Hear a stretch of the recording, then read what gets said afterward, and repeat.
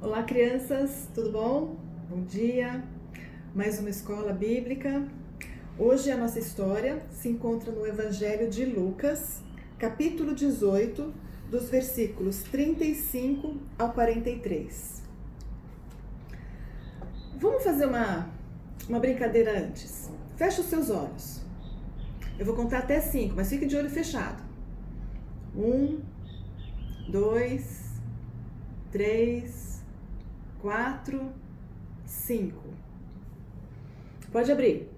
O que vocês viram? Nada, né? Tudo escuro.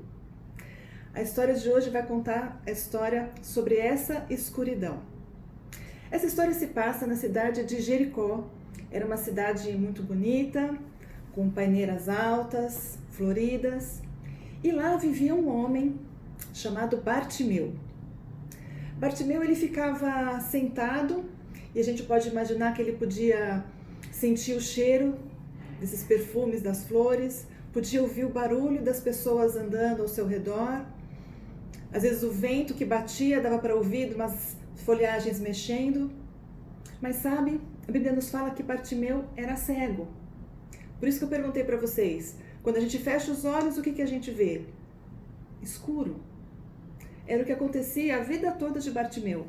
Ele não podia enxergar. E ser cego naquela época também não permitia que ele pudesse trabalhar. Então, ele vivia sentado ali na entrada da cidade e a única coisa que ele podia fazer era pedir esmolas. E a gente imagina ele sentado ali, ele podia sentir o sol, podia sentir o cheiro, podia ouvir os barulhos, mas não podia ver. E as pessoas passavam e a maneira que ele tinha então era chamar, me dá uma esmola. As pessoas podiam então ajudar, às vezes davam uma moeda e juntando essas moedas ele podia juntar e comprar a sua comida. Mas sabe, a gente lendo a Bíblia e a gente pensando nessa escuridão, a gente percebe também que além da cegueira visual que ele tinha, a Bíblia fala numa cegueira que nós temos também. É um avião. Desculpa. Uma cegueira que nós temos, que é o pecado. O pecado também traz consequências ruins na nossa vida. E Bartimeu, que não enxergava, convivia, ele tinha alguns amigos que se preocupavam, ajudavam, davam alguma moeda para que ele pudesse se alimentar. Mas teve um dia que alguns dos seus amigos passaram e foram conversar com ele e falou: Bartimeu, você ficou sabendo quem está aqui na cidade próxima? Jesus de Nazaré. E ele ficou, você não sabe das histórias, você não sabe o que ele tem feito? Acho que talvez ele estivesse olhando, talvez não, mas a Bíblia fala que eles falaram, olha, ele tem feito milagres, ele tem falado a respeito de Deus, ele tem dado boas notícias. Você não ficou sabendo? Teve aqui em Caná, aqui perto, ele transformou a água em vinho num casamento. E também ele curou o filho de um oficial que estava morrendo. Ele tem feito coisas, a notícia está se espalhando, todo mundo quer saber a respeito de Jesus. E aí a gente deve imaginar Bartimeu pensando, nossa, Jesus fazendo tantas coisas, se dizendo que ele é o filho de Deus. Milagres. Eu fico imaginando, será que ele não deve ter pensado, puxa vida, Jesus é a única pessoa que poderia então me curar. Mas ele, como é que ele podia saber onde Jesus estava? E ele estava em Jericó, e ele ficou pensando, e a gente imagina que ele deve ter passado algum tempo ali, e chegou a notícia que Jesus iria passar por ali. E ele, enquanto ele estava ali no caminho, ele estava pedindo as esmolas, ele começou num dia que já era ali perto da Páscoa, onde eles iam celebrar a Páscoa, então as pessoas passavam ali por Jericó para ir até Jerusalém, onde eles iriam celebrar e comemorar a Páscoa, as pessoas saindo da cidade, passando por ali, e ele, enquanto estava sentado, ele começou a ouvir um monte de passos, ele começou a ver muita gente, e ele ficou pensando, nossa, mas que diferente, o que será que está acontecendo? E aí ele perguntou para as pessoas, o que é esse monte de gente, o que está acontecendo? Falou, você não sabe, Jesus está passando por aqui, nós estamos indo a caminho de Jerusalém. E ele deve ter pensado, Jesus está passando aqui e agora? Eu preciso ver, eu preciso encontrar com Jesus, porque ele é o único que vai poder me curar. E ele deve ter pensado, como é que eu vou sair daqui? Eu estou sentado aqui pedindo esmola, as pessoas passando em direção, e se Jesus passar eu não vou saber quem ele é. Como é que eu vou fazer? O que você faria? Ele teve uma ideia. E as pessoas passando, ele ouvindo barulho, e ele gritou, Jesus, filho de Davi, tem misericórdia de mim. E as pessoas que estavam do lado olhando, e aquele barulho, e não, fica quieto, imagina, não fica fazendo barulho, não grita. E quanto mais as pessoas falavam para ele, não grite, não fale. E ele, Jesus, filho de Davi, tem misericórdia de mim. E a Bíblia fala então que Jesus para, Jesus ouve, e ele pede então que as pessoas que estão ao lado dele o ajudem a levantar, porque ele vai falar com ele. Gente, imagina a emoção. As pessoas, olha, levanta aí. Jesus quer falar com você. Jesus me ouviu, Jesus quer falar comigo. E a Bíblia fala então que ele se levanta e Jesus, naquela voz mansa dele, pergunta, o que você quer que eu te faça? Qual seria a sua resposta? Bartimeu, então, na frente dele, diz, que eu enxergue, que eu possa enxergar. O que vocês acham que Jesus fez? A gente já ouviu outras histórias de como Jesus podia curar as pessoas. E Jesus apenas olha para ele e diz, que você volte a ver. E sabe, Jesus falou mais uma coisa. No verso 42 diz, recupera a tua vista e a tua fé te salvou. Imagina a alegria. A Bíblia não fala que ele precisou colocar, o lodo como foi feito com outras, não falou que ele tinha que fazer, sair dali, não. Ele diz apenas, volte a enxergar. E a fé dele, ele creu nele. Então é como se aquelas escamas tivessem caído dos seus olhos e ele pôde enxergar. Imagina que alegria, a primeira pessoa que ele está vendo, ele poder ver e olhar o Senhor Jesus. Depois ele viu a multidão, ele pôde olhar o sol brilhando, ele pôde ver as coisas. Imagina a alegria que ele sentiu. E isso foi um dia muito especial na vida dele. Mas o mais importante foi a segunda parte do que Jesus falou. A tua fé te salvou. Lembra quando nós falamos sobre o pecado, o que o pecado faz conosco? Que a cegueira do pecado é muito pior do que a própria cegueira visual? E Bartimeu naquele dia, ele pôde voltar a enxergar.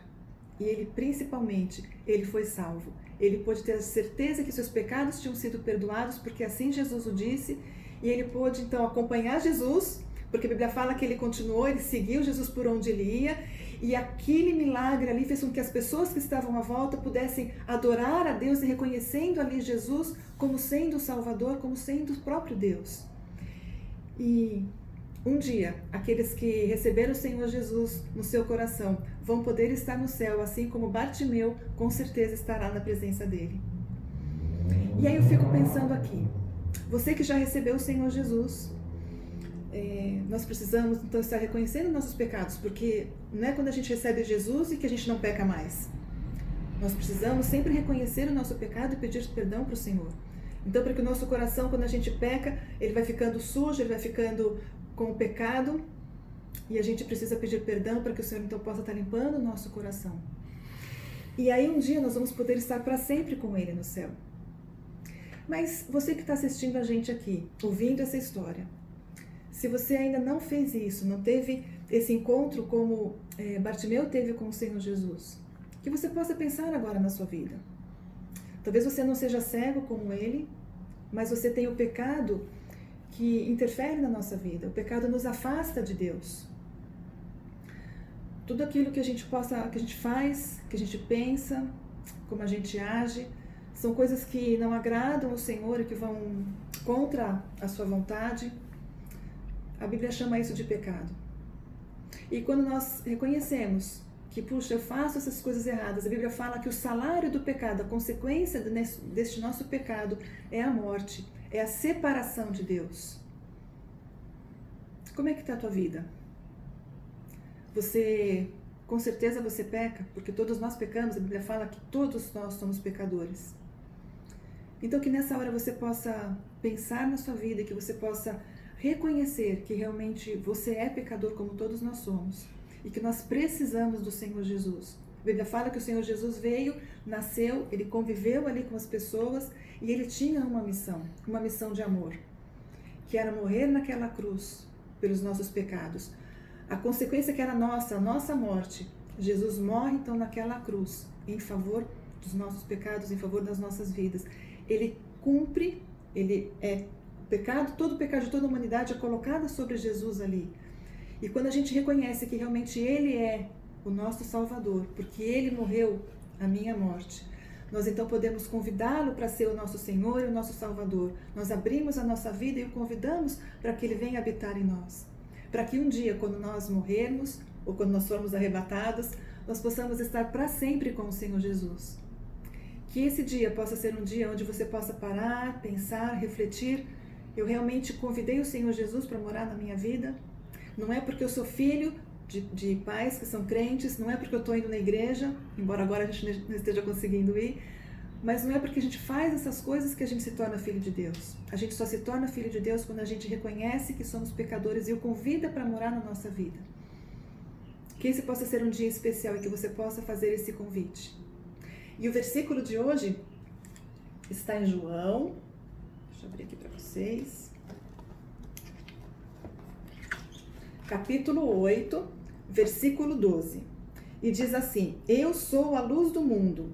Quem me segue não andará nas trevas. Pelo contrário, terá a luz da vida. Quem é a luz da vida? O Senhor Jesus. Então, quando nós o recebemos no nosso coração, a gente não anda mais em trevas, porque Ele habita em nós. Então, João 8, 12. Eu sou a luz do mundo. Quem me segue não andará nas trevas. Pelo contrário, terá a luz da vida. João 8, 12. Amém? Vamos orar? Obrigado, Senhor Jesus, por mais essa lição que podemos aprender. Obrigada, Pai, porque temos o Senhor como nosso Salvador, porque nós reconhecemos que o Senhor um dia morreu naquela cruz para poder pagar os meus pecados. Obrigada, Pai, porque nós temos a Tua Palavra que nos ensina que nós podemos reconhecê-lo assim e convidá-lo para morar no nosso coração e assim nos tornarmos os Seus filhos, para que um dia nós podemos estar para sempre com o Senhor. Que o Senhor esteja abençoando as nossas vidas, aqueles que estão ouvindo essa mensagem e que o Senhor esteja tocando no coração de cada um deles. E que hoje possa ser um dia de salvação. Obrigado, Pai, pela Tua Palavra. É o que nós te pedimos e te agradecemos. No nome do Senhor Jesus. Amém. Até o próximo. Que Deus abençoe.